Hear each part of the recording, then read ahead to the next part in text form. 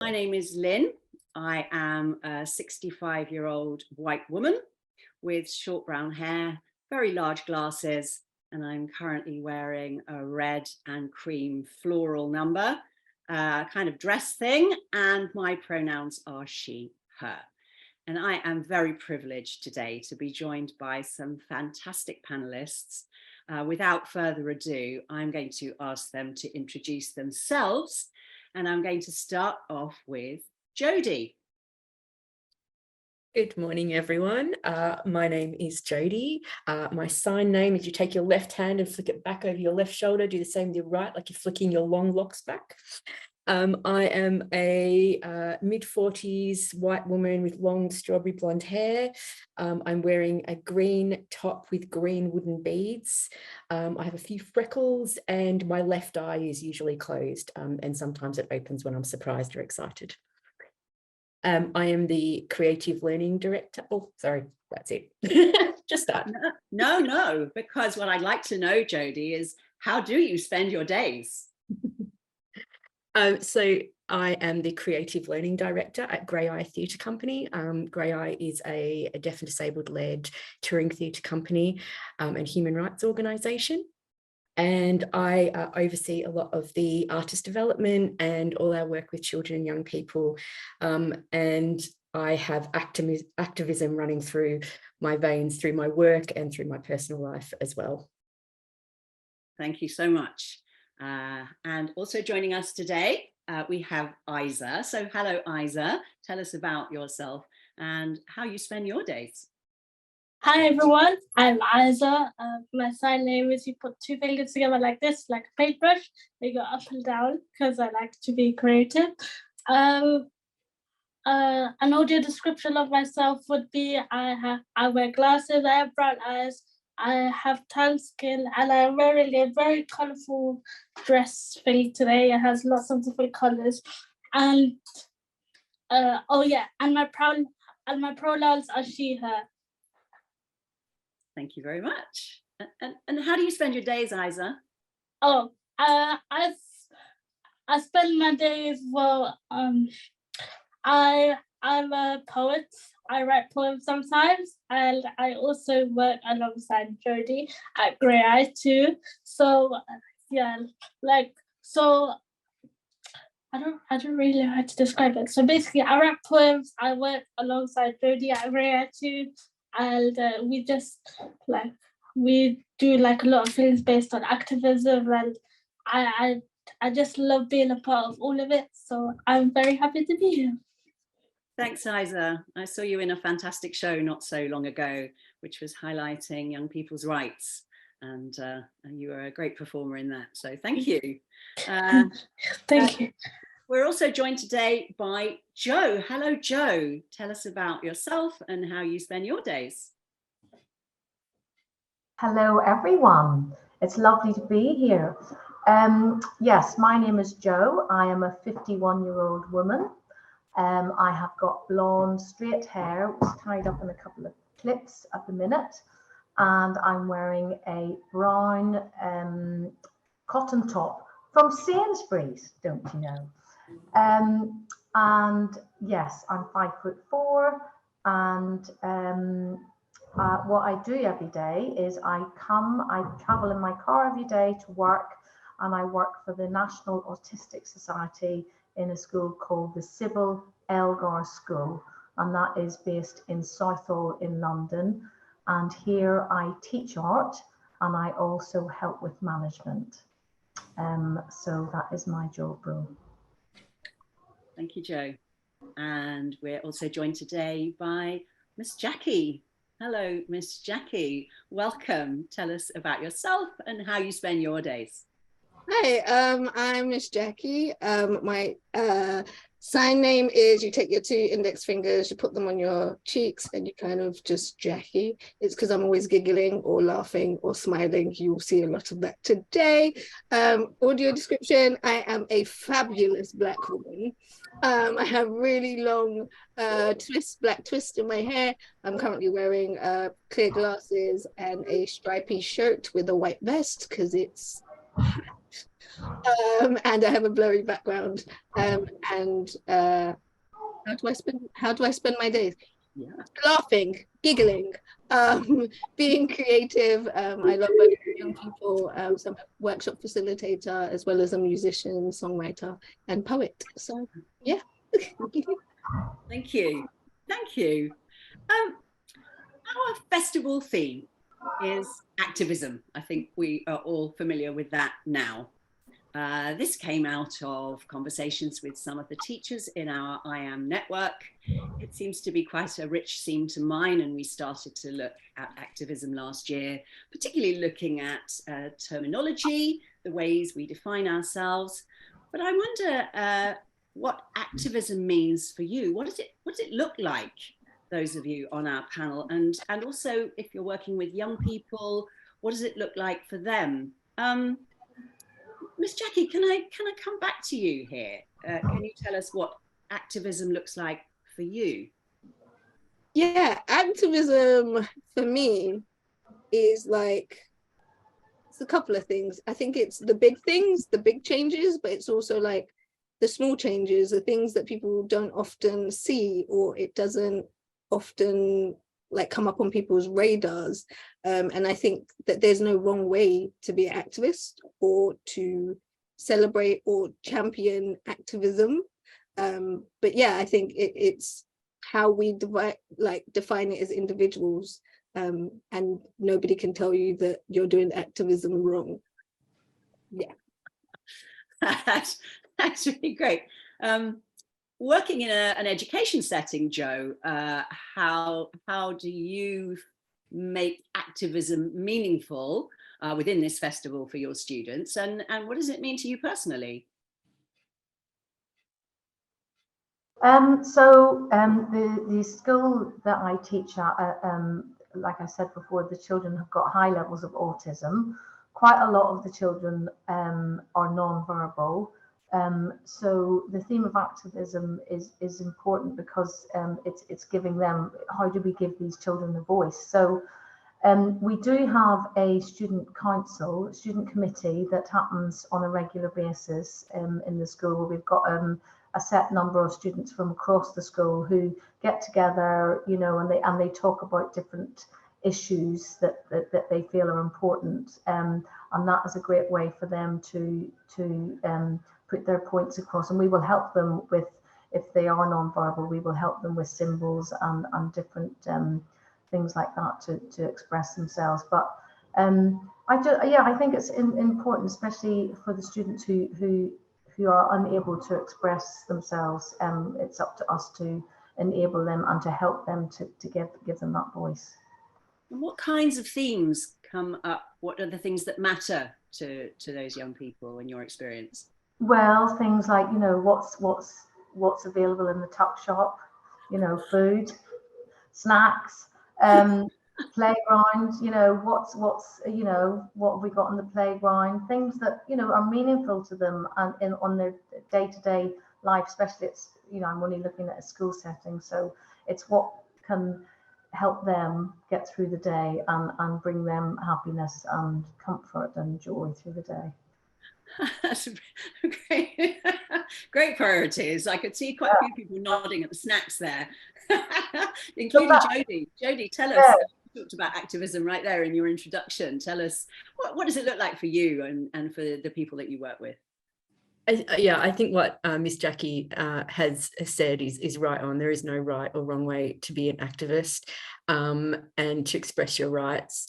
I think a lot of the themes that come up for us being a young company and young artists we're working with, is some of the same issues that all young people face as young disabled people. But I think there's also something in the kind of acknowledgement, like thinking about myself, I didn't realize that the injustice that was happening for disabled people, for example, even though I am a disabled person, it took me a long time because I wasn't around it and no one was flagging up these issues and flagging up this injustice. And it wasn't until I started working alongside young people and then realizing what like on the outset, I'm seeing what they're not getting and what they're not getting equal access to. And that in turn then made me into an activist.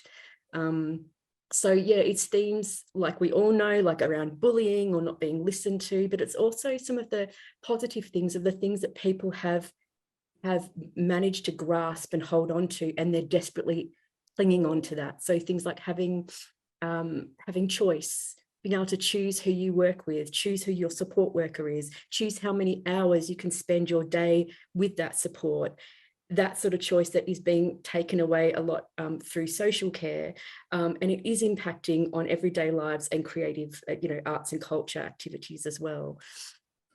Yeah, there's a big theme coming out there, isn't there, about choice and voice, which I think is resonating. And Ayzah, what does activism look like for you? Are there particular themes as well that you feel passionate about, or? Yeah, there's many things that I feel like I personally feel passionate about, that I like talking about a lot, especially like on the social media and stuff like that. But in return, like Jacqui and Jodi said before, like activism is like even the smallest things you can do that makes the biggest difference. For example, like even if you just go out and like point out the wrong thing, that whatever happens, that's wrong. Like even if you point out things like that just once, it can change a lot. And for me personally, because I'm as I gotten older, like in the past years, like because I've been through secondary school and primary school and college, and all of those years of experience kind of taught me one thing, that if you want things changed, sometimes you have to put it into your own hands. So sometimes you have to be the person that kind of puts the foot forward and says, this needs to change and I'm going to make it change and you're all going to listen to me. But not in like an aggressive way or something. It's just like putting up the flag to say, hello, like we need to sort this out. Like Jodi said before, like because nobody pointed out the flags earlier on in the years, nobody kind of knew about it. So I feel like as the next generation of disabled, deaf and disabled people grew up, they kind of realized what the issues were, and then that's where the activism sparked inside of us, I guess. So yeah. I feel like it's a lot of small things mixed with the major things, because if we don't sort out the small things, then we can't sort out the major things. That's interesting.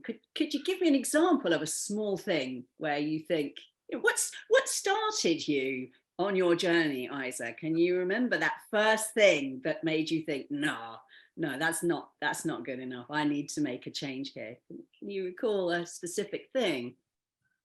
Yeah, there was this actually one thing where,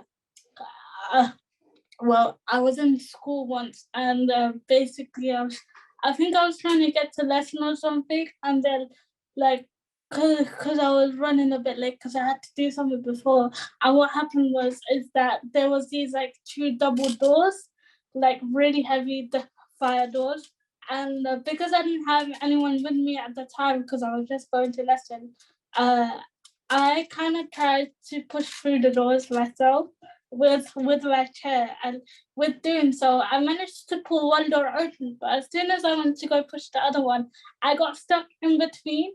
So my wheelchair kind of got stuck between these 2 heavy doors, and then I was sitting there for about 15 minutes just waiting for someone to walk by and to help me get out.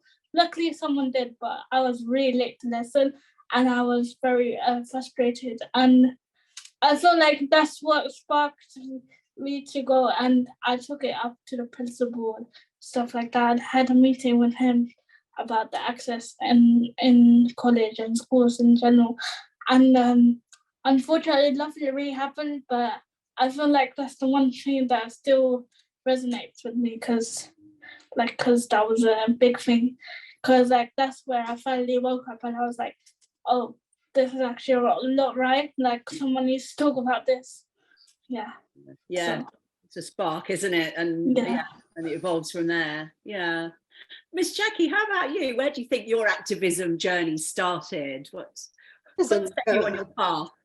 That's a good question. I think it started by accident, I'm going to be honest, because I, like, growing up, I thought activism was like, you have to do marches and you have to do this and you have to, like, it has to be all of these big gestures of like wanting change. And because I didn't see people who looked like me from like the deaf, disabled, like neurodivergent communities, I was just like, oh, do we Let's do these things. So I think how it started was I just was like, I want to see change, but I didn't want to call myself an activist, because I thought that it was tied to big protest or like really challenging things. But then when you want to see change, you're automatically an activist. But then there's this line of like, I didn't want my life to be a political statement. So when I did things, I didn't want it to be like, yeah, you speak for all of these communities. And it's like, no, but this will help these communities if this one thing changes. So I think for me, it was in school. I was always the kid that, don't tell my mum, that got into a lot of trouble because I was forcing change. That is the best way to say that. Yeah, no, that's that burden of responsibility. It's true. Why does it have to fall on one set of shoulders? It's absolutely true. Jodi, what about you? How did your, can you think of kind of specific moments, or when did it start and how did it evolve?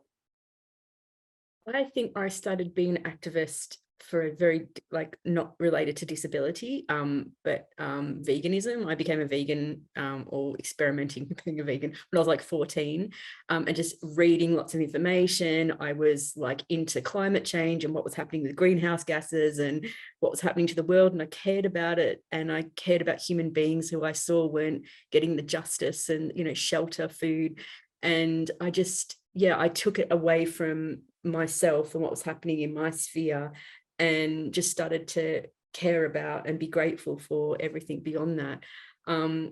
And I was very much not wanting to be an activist, like out and proud about being an activist. I wanted to like slow change, like letting people know about little things, about, oh, I made this nice dish, why don't you try some, you know? And I think I'm using that as a bit of a metaphor of sometimes there are these, you know, this fire. I mean, you know, last week within the Graeae stuff, this fire in our bellies of this, all these things we wanted to change, and we're shouting about it and we're thinking about what is going to be the campaign.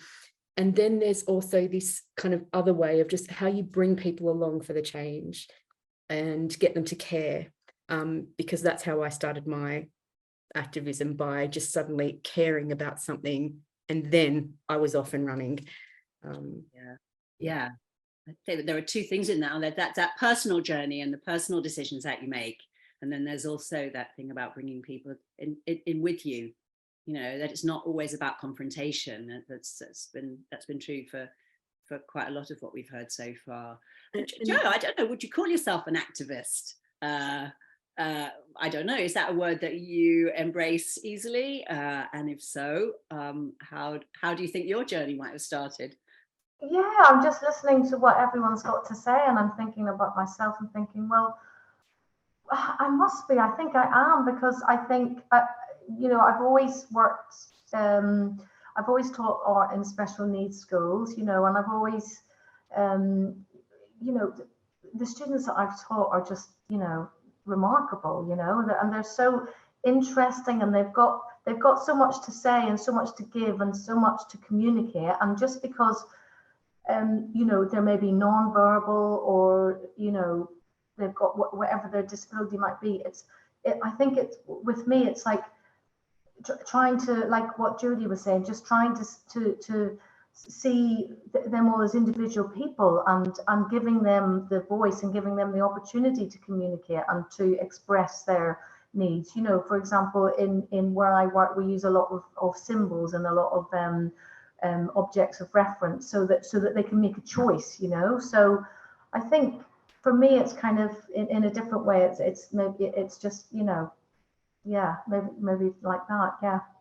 Can you say a bit more about objects of reference for people who might not be familiar with that? What does that look like?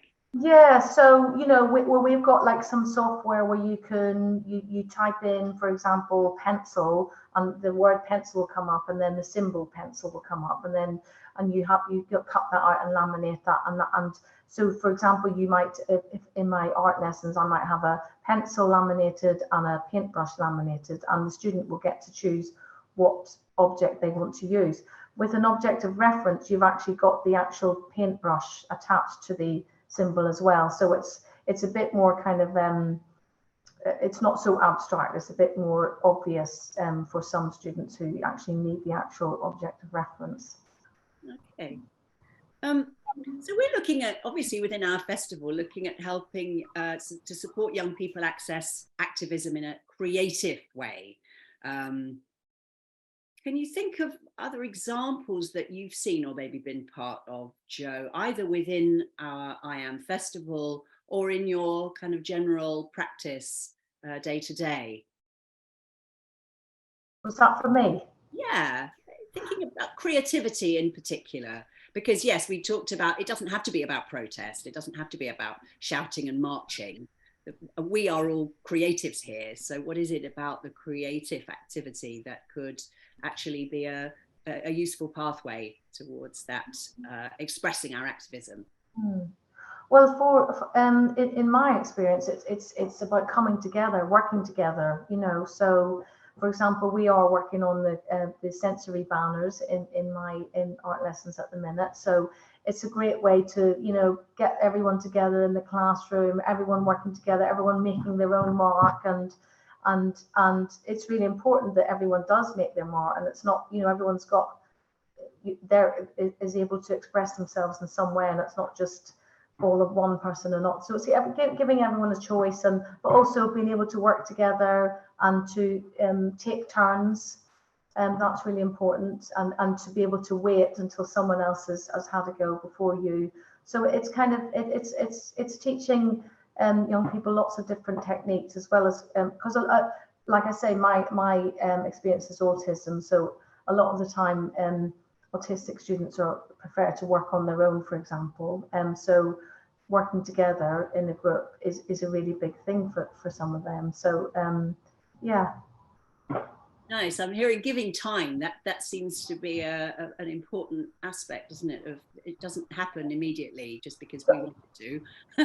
Yeah, very much so, because sometimes you can ask them the student a question, and it takes a long time for that to be processed. And you might have to give them verbal prompts, or like I said before, the objects of reference to get them to understand. And then you will get there in the end, but sometimes you do have to give them a lot of time and space to action that. Yeah. Miss Jacqui, in your art form, thinking about creative activism, if you like, is there something you think about your art form that lends itself particularly to this kind of creative expression of activism? Are there other examples of creative activism you've seen that have impressed you, or that you've been part of, or maybe both?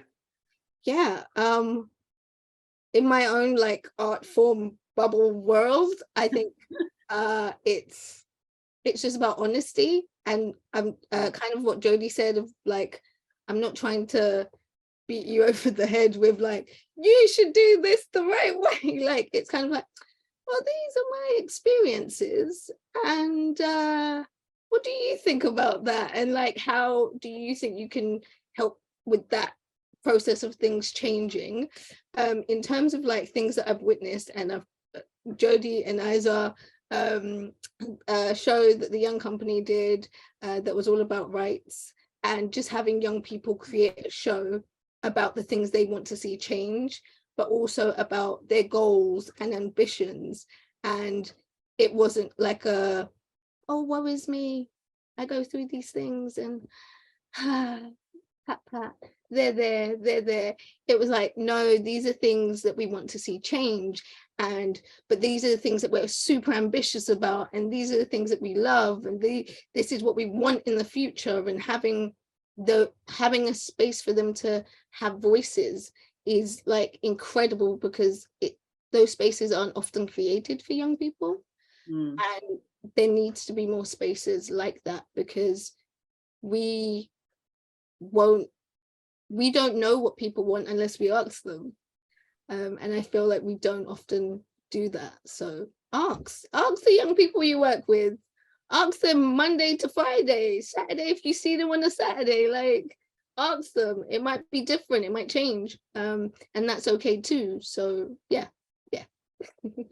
Yeah, I really like that. Yeah, create some space for something to happen. You don't necessarily always have to be driving, but then how do you think you can evaluate whether it's had an effect? How can we do that? Jacqui, what do you think? Oh, that's a big question. Sorry, and I'll put you on the spot, but just right. I think there's this thing that happens, and adults and people who work for organizations do this, and it's not a bad thing, but you have to evaluate because you're funded, right? But actually, what does evaluation look like is the question that I would pose, because is it you've worked with a young person for 6 weeks, and at the end of the 6 weeks they've gained so much confidence about talking about what their needs and wants are, that to me is a success.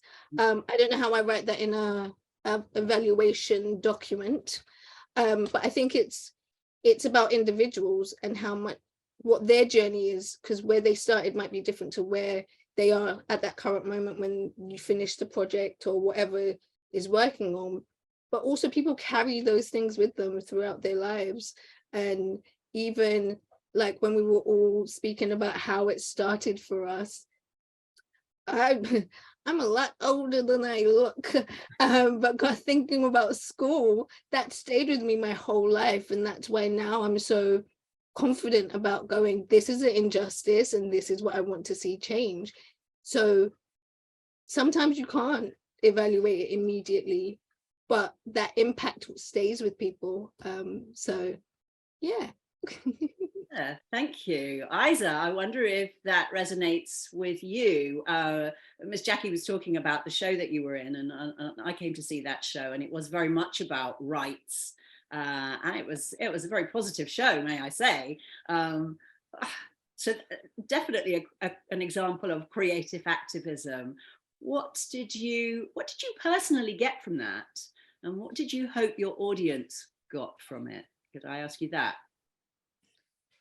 Well, that's very interesting, because I got a lot from doing that performance, because the whole process of what we came up to do on the day was just very interesting and intriguing to find out, because like was mentioned before, in the show we all took our own personal experiences, and all we did was we took our own personal experiences, whatever that may be, like for example discrimination, or wanting to find out what you're going to do in the future, or what you want for yourself, or having the ability to having the space to choose what you want.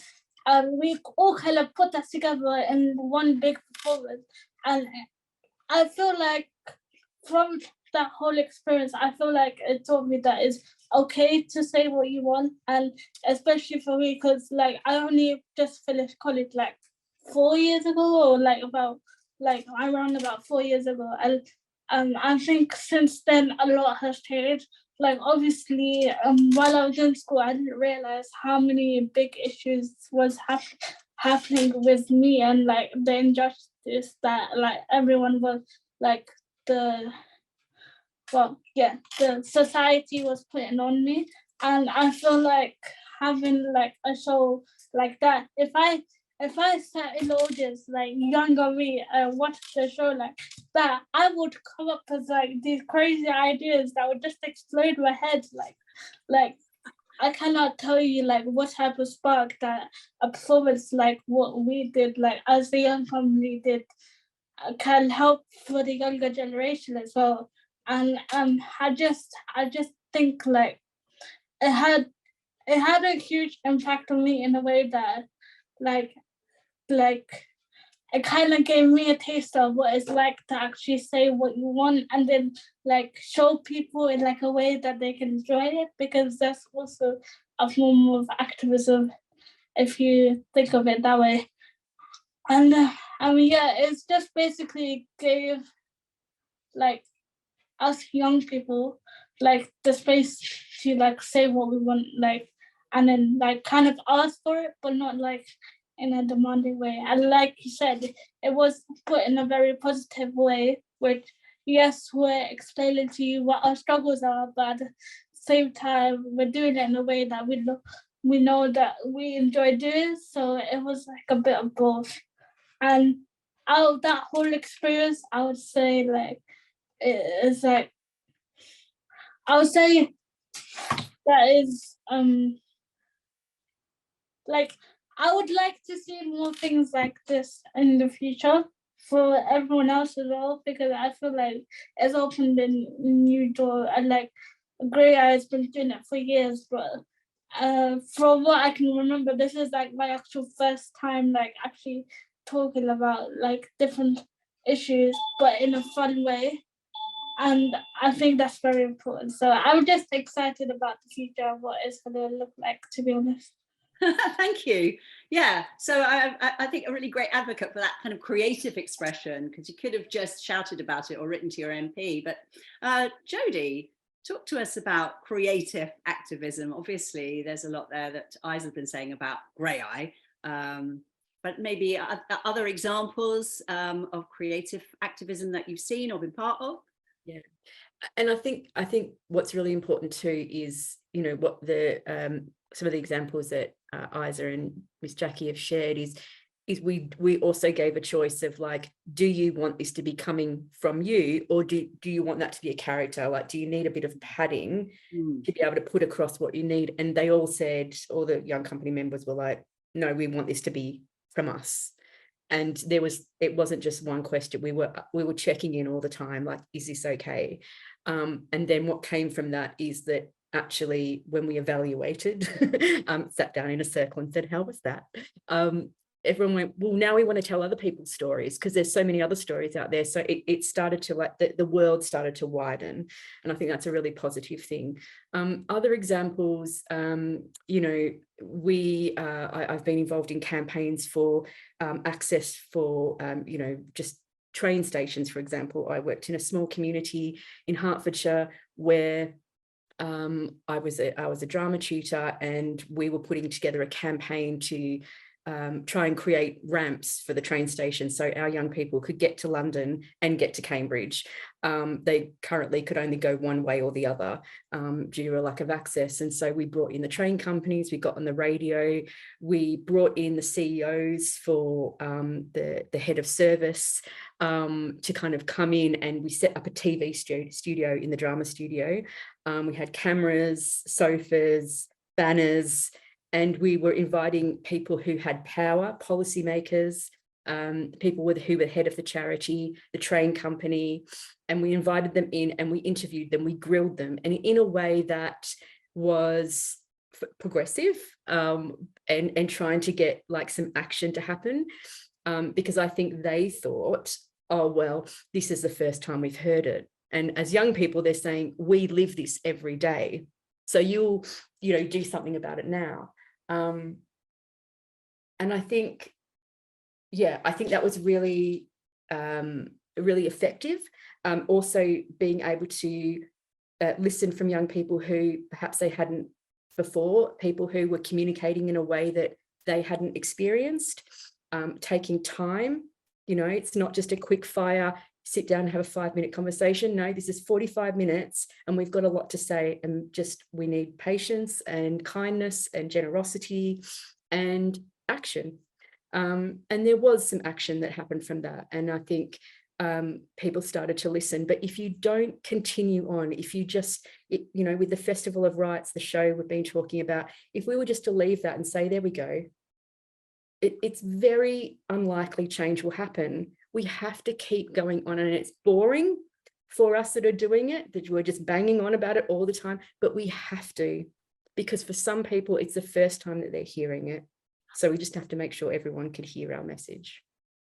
Yeah, yes, that does seem, I'm hearing a lot of patience and kindness, and it doesn't seem very kind of dramatic, and and yet that seems to be the important thing. And I suppose that's what I was trying to say with you as well, Jacqui, about that, evaluating the effectiveness of it. Evaluation can be very dry, and it can also be quite kind of tick the box, can't it? But we really want to see change, otherwise why are we doing it?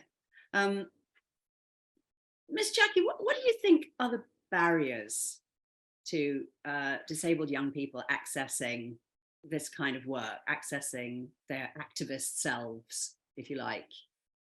I think it's attitudes, but like, I think it's all the things around the word activist.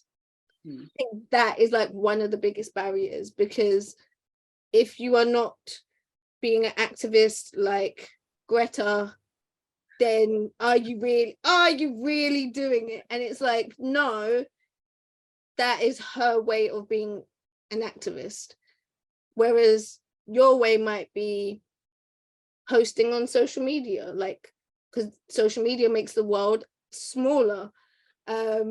Or is it like you write into your MP? It's like all of these things. And like, even like an example is when George Floyd was murdered, and it was the middle of people who were in a lockdown as well, and all of these things. And it's like, me as a Black disabled person, I want to be out there too, screaming my head off. But actually, that's not safe for me personally, in terms of like isolating and making sure that I was safe. So I think it's just about changing the attitudes around what activism looks like. And it doesn't have to be, I'm gonna march with everyone for 45 minutes on a straight road with crowds. It could be, actually, I'm gonna share information, not share misinformation, and kind of keep that conversation going in places and spaces that, even when it's not being covered by the news anymore, doesn't mean that it disappears. It means that we're still having these conversations. But it's also having grace for people and meeting people where they are, because something that you might know in your heart of hearts, and you've lived through all different kinds of like experiences, it might be the first time that they've ever heard that this was a problem. So it's about meeting people where they are, but also letting them know, like, you just got here. I've been here. So come and hold my hand and let's change the world together, rather than, oh, you don't know, like, what? And like trying to shame people into not seeing problems that might not be in their forefront. So I think for young people, it's letting them know that there is no, like I said earlier, like there's no right way or wrong way to be an activist, and what suits them and their individual personality. Because some people are introverts, they're definitely not going to go marching, but they might be really good at tech, so they might design an app that, you know, helps activists connect. It's about not limiting young people on how they choose to make change. Yeah, I mean, I must say, I think your approach is very generous, Miss Jacqui, in that, you know, you're quite quite happy to be quite patient with people who, you know, maybe could take a bit more responsibility. Yeah, I think it depends. So if it's like young people who really want to get into activism but aren't quite sure, I have all of the patience in the world. If you are the CEO of the company for the last 55 years that is a part of the problem, I have no time. No patience for you, because you've had 55 years to sort it out and you haven't. So I think it is in the bubble of young people, I have all the space and time and patience. But for people who might be a part of the problem, or who are the problem, yeah, I don't have that much patience for. Yeah. Thank you. Jodi, barriers. What are the barriers? I mean, you do talk about having to keep on going and there has to be some barriers, right? And what are they? And what can we do? And I think someone's just put in the chat about, you know, writing to your MP and not getting it. I mean, it's incredibly frustrating. It is. Some of the barriers, I mean, even things like, you know, if we want to be out in a march and those marches aren't accessible, if we're organising a rally, or, you know, we're turning up in person, thinking about making sure you've always got other options for people to engage, whether that's social media, and having real direction so that people do feel they're part of something, and it's not like, oh, well, you could just tweet about it. It's like, no, this is the kind of message we're going with, and something that feels really organized so that we can feel part of something. We were all together during the pandemic online, and then suddenly now we've kind of sprinkled off again. And I think, you know, those barriers of still being able to be actively an active participant, just on a basic level, is still a barrier for young disabled people. There is, I think it's for people who aren't experienced in those worlds, to just realize that we need allies. And, you know, if that's not your experience, seek out what are the experiences that are facing young disabled people, and how can you be an ally, a really active ally in that. I think follow-ups as well, making sure that you're following up on things. Don't just, you know, tokenism, we can spot it a mile away. So we know if there's tokenism or not. If the I Am Festival just happened once and that was it, you know, it's not, it's every year, and there's you know, a new direction within that, a changing things within the organization and the work that you do. So, you know, you start to see that real change. There's an endless list of barriers. I think a lot of it also is thinking about how are young people getting this information. Accessible information is hard to find. Jo has brilliantly brought up about, you know, alternative communication and other ways to, you know, using easy read formats and things like that. I use easy read formats because that's like, I don't know if anyone's read the Labour manifesto or something, but I'm reading the easy read version of that because it's so much more interesting and easy to digest. So thinking about the way information is presented, if you're putting on an event, make sure that you're thinking about access as part of that.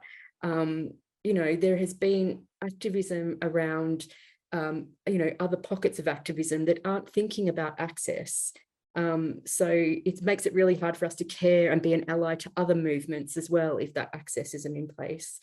And also just, again, thinking about what young disabled people are being put through on a daily basis, and then having to go out and be an activist just by being.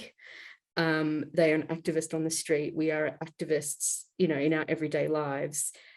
So just for someone to come along and give us a community or help us build a community together. And I think that's what makes, you know, some of us stronger. You know, I have Graeae, for example. I have a disability arts community that listens to me, that takes me under their wing, that I can champion and be an activist for. But if we don't have that sense of belonging, if we're isolated, then those issues are so much bigger for people. And I don't know if that answers the question. I think I'm still figuring it out as well, Lynn. No, thank you. No, there was some rich points in there, and thank you for sharing that. Jo, what do you feel about the barriers as you see them, maybe in your setting or beyond that, in your other experiences? Well, unfortunately, I feel that there's a lot of people who don't seem to have much or any empathy. In general, you know, they can't put themselves in that other person's, but you know, they don't have, people don't seem to have empathy. Not everyone, I'm just saying, but there is, because I think you always think that people are going to be like you because that's all you know of, isn't it? But there's a lot of people out there who just really don't have that empathy, who aren't able to put themselves in to what that other person's life is like and what their struggles are like. They don't. So and also I think there's a lot of greed. There's a lot of selfishness, unfortunately, and everyone's in a rush. You know, no one's got any time. Technology is getting faster and faster. You know, there's a lot of barriers. There's a lot of barriers. Money, you know, cost of everything, and cuts when it comes to a school setting, you know, constant cuts. You know, so there's a lot of barriers when it comes to you know, trying to do creative activism within a school setting and outside, I think. And like I said, you know, the people who can make a difference, not going to mention anyone, but those people who can don't, you know, don't seem to have a lot of the qualities that are needed to make those changes, you know. So yeah, but I think all we can do is keep going, like you said, Jodi, just keep going and you know, keep smiling, keep going, and just keep believing, and we'll get there. Thank you. Ayzah, barriers. What do you see are the main barriers for young people getting involved? I feel like the points that everyone made already are kind of like the main things that I feel like the first things that come up.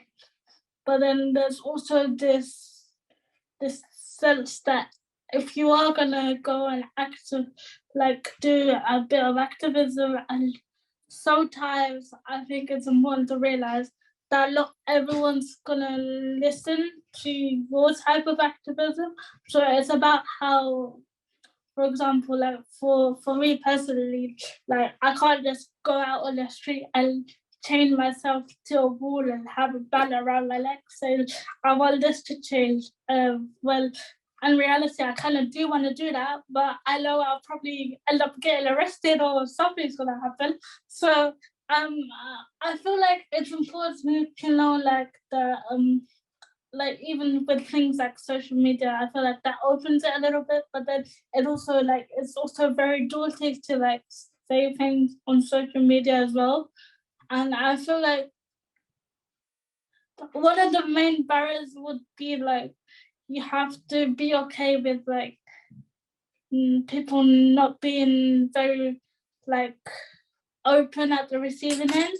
So I feel like for young activists, because we know what happened and like the injustice that this world puts on us, like sometimes it's quite scary. So sometimes it's about how do we feel safe enough to do what we want to say, but without it like coming back onto us, you know, like coming to attack us, saying that, oh, we're gonna silence you and we're gonna make sure you never do anything like this again. So I feel like one of the main things is that fear that the younger generation most probably have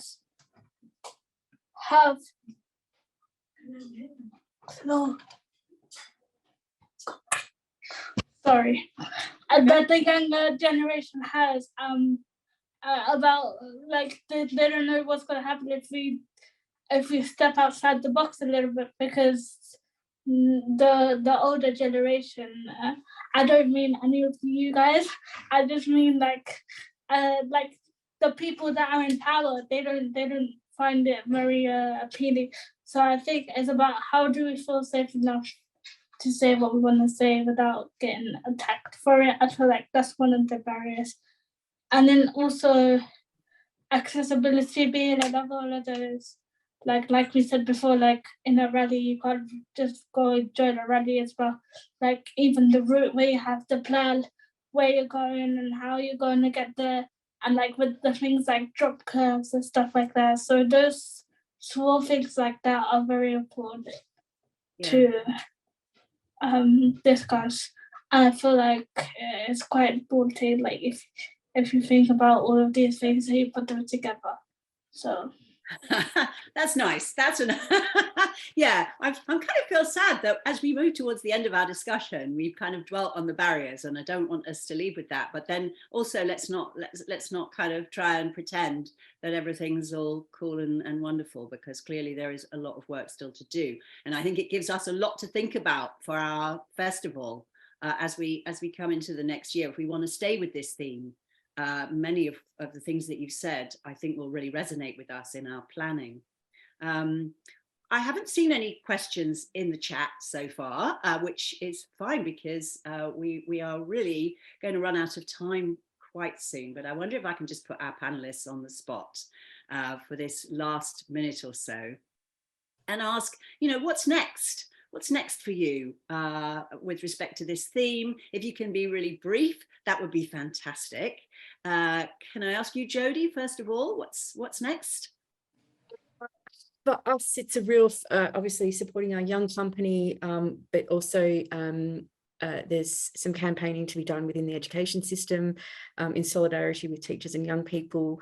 The cuts and what is happening, long list, but yeah, it's really very much having high level conversations with very clear action points, and kind of getting organized, getting the right people involved, and trying to make sure that the education for young disabled people is inclusive, empowering, and gives choice and high ambition. Fantastic, thank you. Ayzah, what's next?